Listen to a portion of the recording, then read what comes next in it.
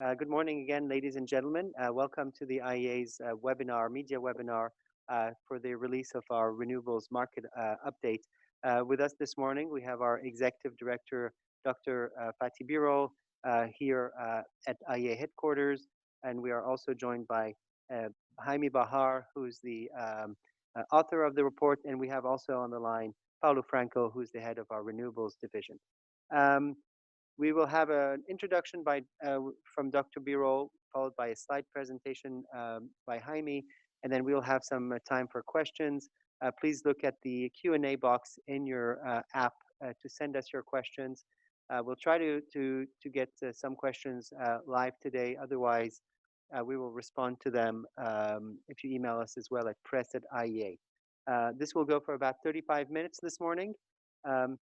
And just since I have everyone on the phone, we have a couple of scheduling announcements to make or reminders. Next week, about the same time, we are releasing our investment report for energy investments with a view of investments in 2020 as well as 2019, of course. And also on a scheduling note, we will be holding our IEA Clean Energy Transitions Summit on 9 of July. It will be a virtual meeting and it will be open to the media. Perhaps Dr. Birol can also address that. With that, I will turn the microphone over to Dr. Birol. Thank you.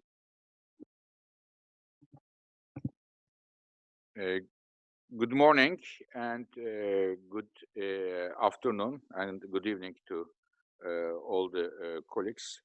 We are going to discuss with you our views about renewable energy, but especially renewable energy investments, new capacity additions this year and next year.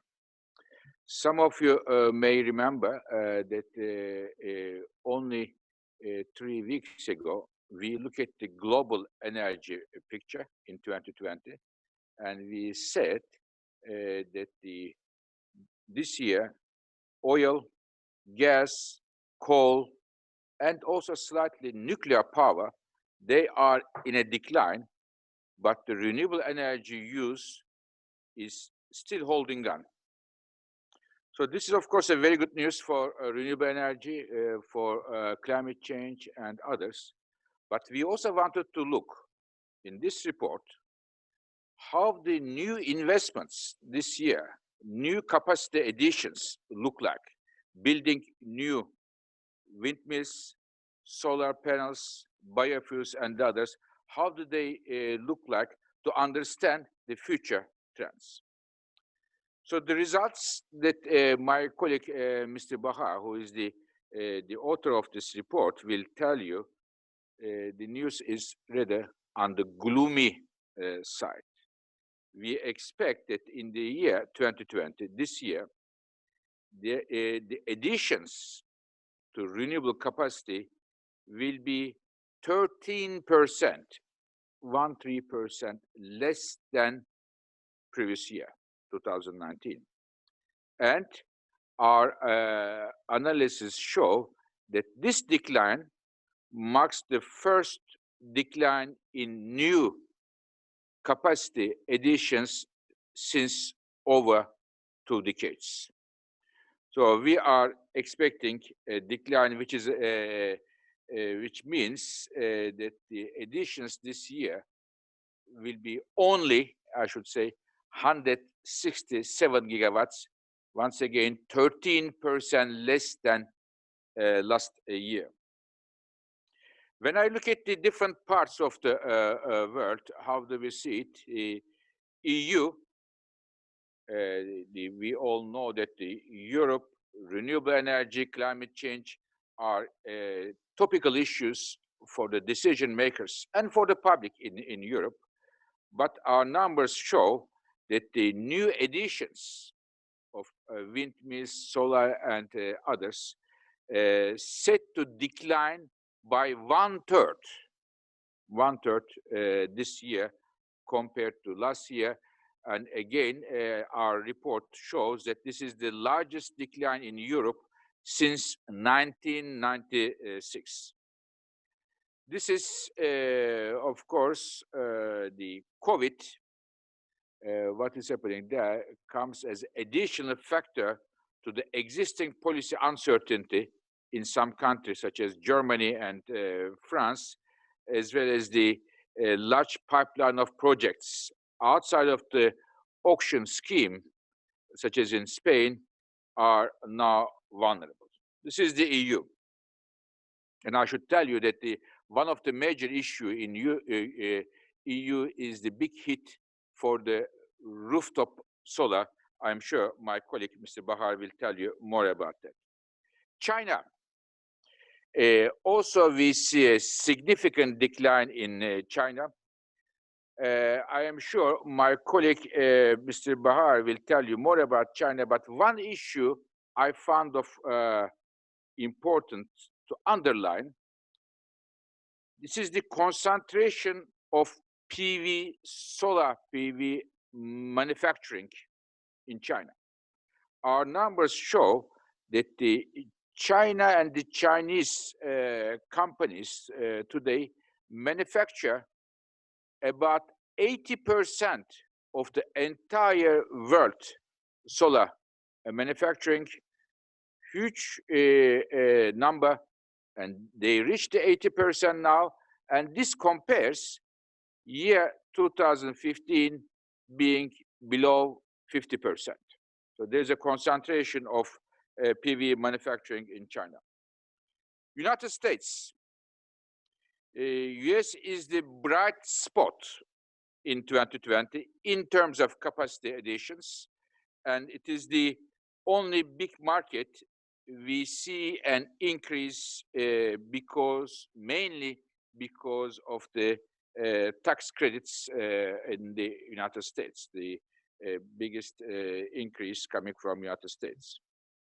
Now, I would like to finish by telling that what does it tell us?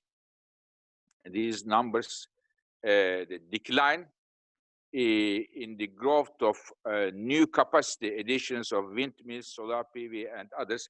This tells me that the continuation of the decrease in the cost of renewables, as well as it is becoming more competitive, will not be enough to shelter renewables from the impacts of coronavirus, including the economic downturn.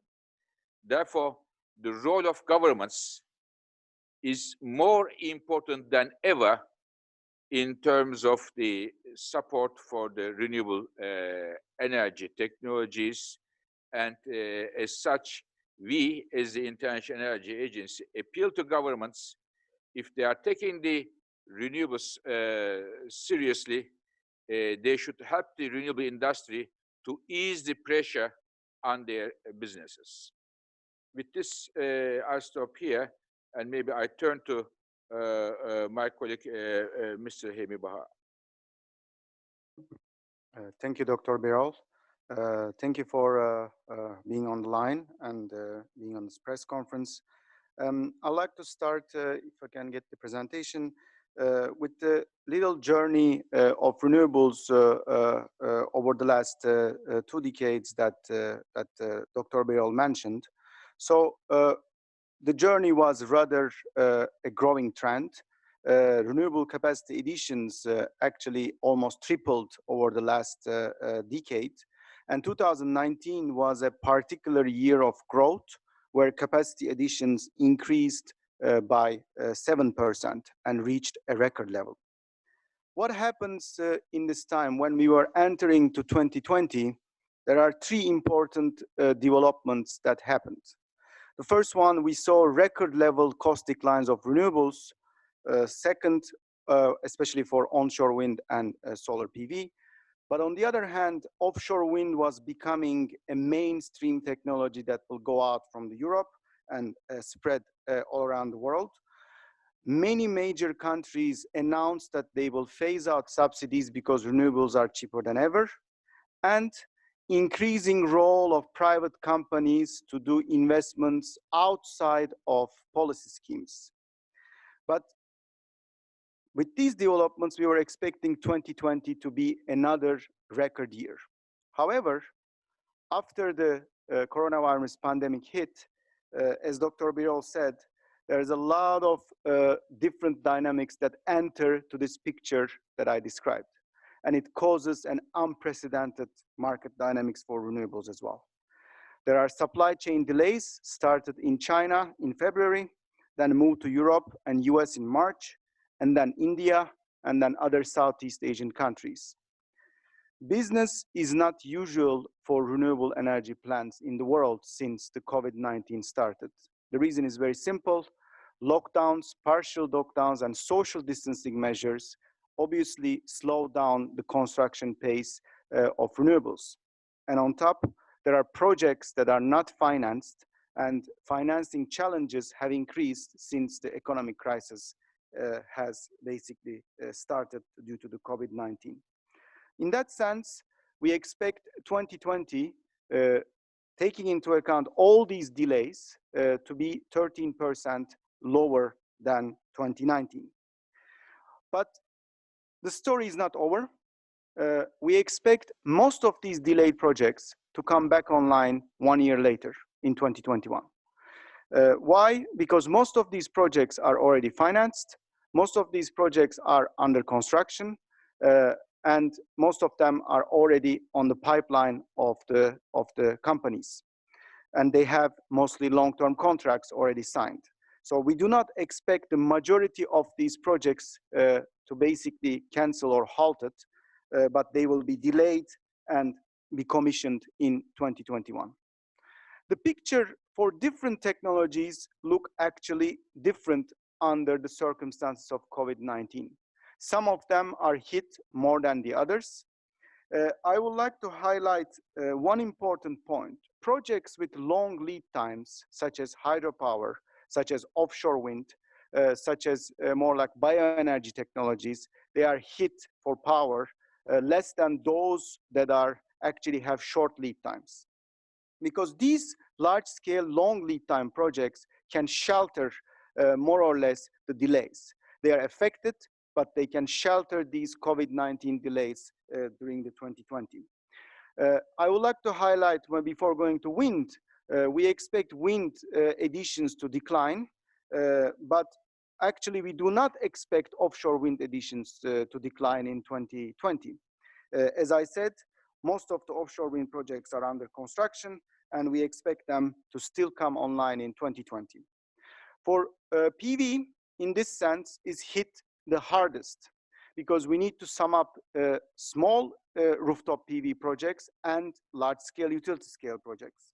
And most of the rooftop projects in many parts of the world, they have very short financing periods. And then most of them are not financed yet. So they will be mostly affected to be canceled or postponed to further delays. And obviously, lockdown measures doesn't help. People do not accept workers to work on their rooftops during the pandemic. And this basically hits. On top of that, we will see a more individuals not having liquidity or small companies to invest in these projects. In 2021, we expect a rebound for utility scale PV and onshore wind projects. As I mentioned, they are actually coming back online 1 year later. However, the recovery of the rooftop PV is slower than the other technologies. I would like to highlight very quickly hydropower here. Hydropower gives an important hand the overall renewable capacity growth in 2021. This is basically due to 2 mega projects in China. We expect them to come online, and it gives an important hand to the overall renewable capacity additions in 2021, showing an important growth. When we look at how we saw the world before COVID and how we see it today, there are differences between regions, and I would like to highlight, on top of what Dr. Birol highlighted in his speech, a few other details. China, actually, we see a lower additions in China compared to our last year forecast. particularly because China was in a turning point of phasing out subsidies. And what we saw in the first 3 months of 2020, capacity additions of solar PV in China declined by 50% compared to the same period last year. So the year started slow, but this doesn't necessarily mean that China cannot catch up. There are other examples that China caught up actually very fast, but the situation is a little bit different this year. In Europe, about 50% of additions are basically on rooftop for solar PV. There are significant policy uncertainties in several parts of Europe, such as in Germany, France, and others. And there's a growing pipeline of projects under corporate PPAs, which are more vulnerable.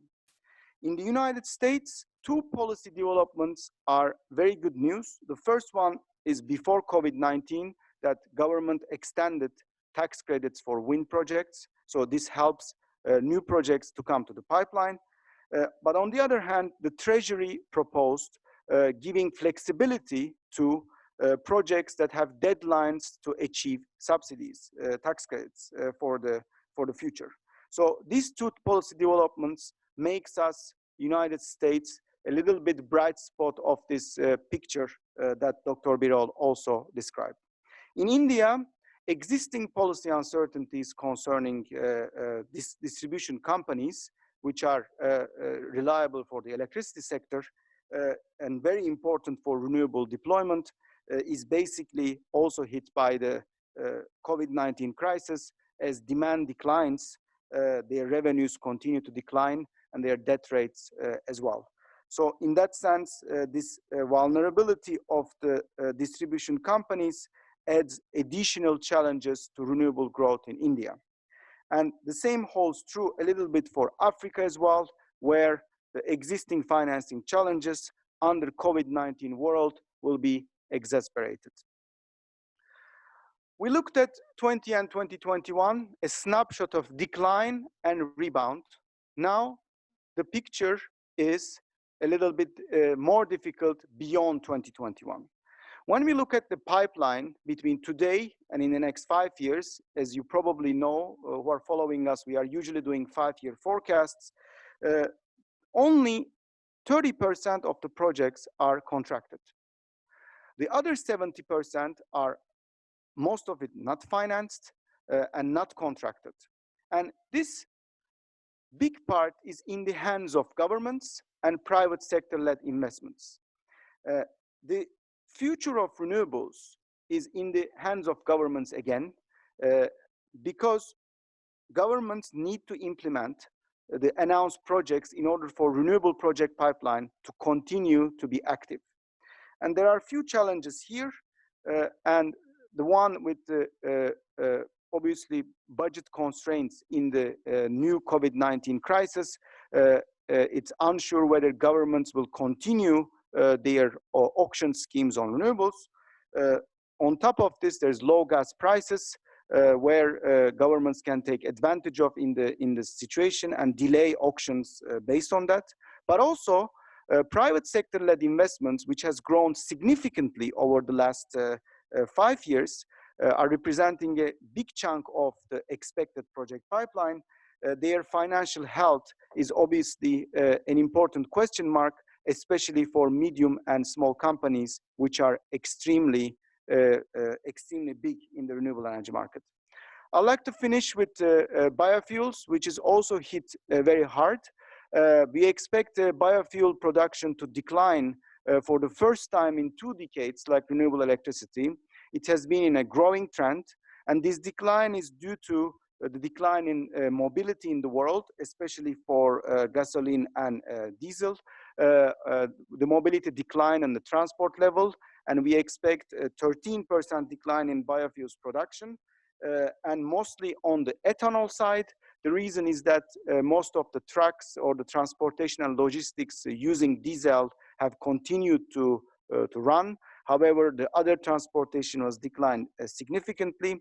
Another important point is that biofuels prices went down 20 to 30% in key regions such as Brazil and United States and ASEAN regions in Southeast Asia.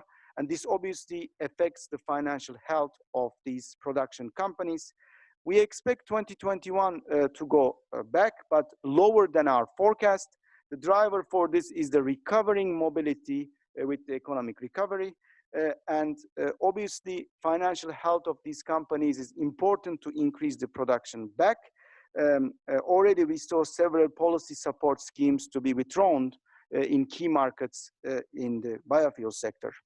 But still, even with the rebound, we expect biofuels production to be lower than our expectations in October. And thank you very much for your time, and we are happy to get a question. I'll turn to Jad now. Thank you very much, Haimi. We're going to take some questions now. We'll take a very short break so that we give you all some time to compile your questions, and then we'll be back on the line in just about 2 minutes. So please use the Q&A chat box, the Q&A function in your application to send us your questions. Otherwise, you can also email them to press@iea.org. Okay, so we're starting to see questions in. I'm going to start going through them. We'll take them. I'll read them out three by three so that we get a chance to answer as many as possible. We have a first question about how the situation links with the overall discussions we've been seeing on stimulus packages. This is something the IEA has obviously been talking a lot about. So, Dr. Birol, I'll direct that one to you probably. The second question is a question about whether we've seen large oil and gas companies among significant investors in low carbon projects. Are you worried that the oil price fall and the resulting capex reductions by oil firms will hurt investments in renewables? What happens to investments from oil and gas companies? And then the third question for this first round. Much has been said about the role of natural gas in partnering renewables for reasons of backup and grid stability. Where should natural gas fit in a post-pandemic recovery package? Linking probably to the first question. Dr. Birol, please. Thank you very much. First of all, about the stimulus packages, governments around the world are in preparation of putting together recovery packages once in a generation in scale, in Europe, in North America, in Asia and elsewhere. And it is extremely important that they include right energy policy incentives in the stimulus packages in order to ensure that we have after the crisis, we have a much more modern, more resilient and cleaner energy systems. And IEA is preparing a report to be published on 19th of June, a World Energy Outlook Special Report, how a sustainable recovery can look like. What we understand sustainable recovery is the more jobs, economic growth, and a clean energy future. All these three to be reached, and our report will come, as I said, 19th of June, World Energy Outlook Special Report. The second question from Mr. Rosnov, I think it was, saying that the large oil gas companies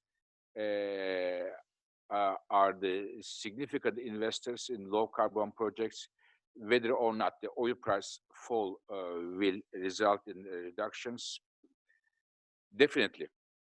We are seeing across the oil and gas industry huge declines for the capex. It is international oil companies, the national oil companies, independents, and everywhere.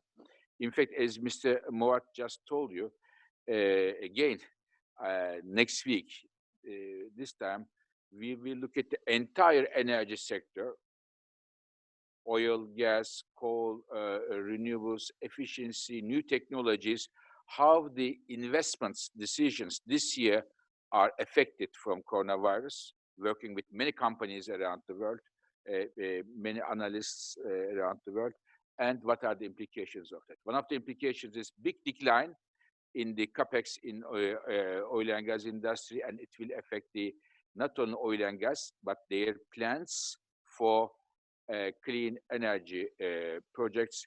Having said that, we have some exceptions. Some of the European companies have already said, regardless of the coronavirus, regardless of their capex reductions, they want to go ahead um, with their clean energy investments. So we will wait and see. Third and last question is gas.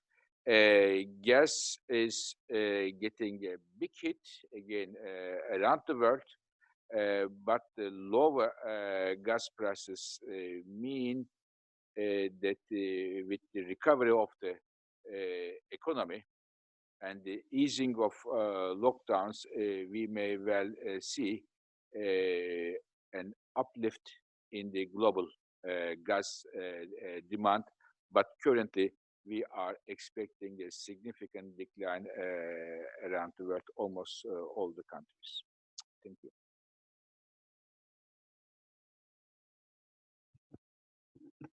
Thank you very much, Dr. Birol.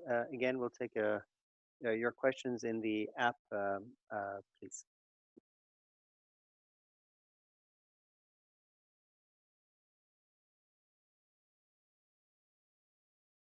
Yeah.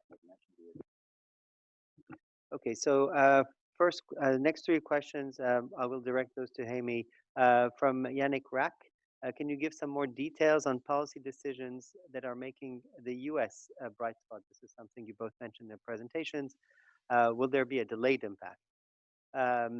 Second question from Terry Slavin, do biofuels statistics include biomass for power generation?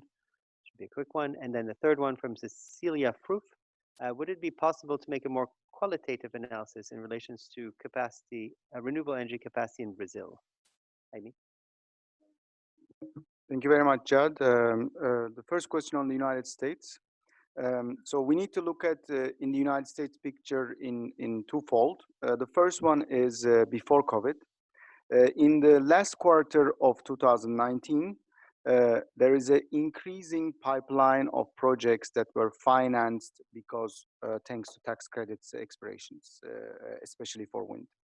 And in December, the government decided to extend PTC, which means production tax credit, one more year, which basically gave a little bit more flexibility for additional projects to come onto the pipeline. And a few weeks ago, I guess 2 weeks ago, Treasury, United States Treasury proposed a flexibility for the construction clauses of wind and solar PV projects that are supposed to come online by the end of 2020. So these three elements help United States to basically shelter some of the risks of the COVID-19.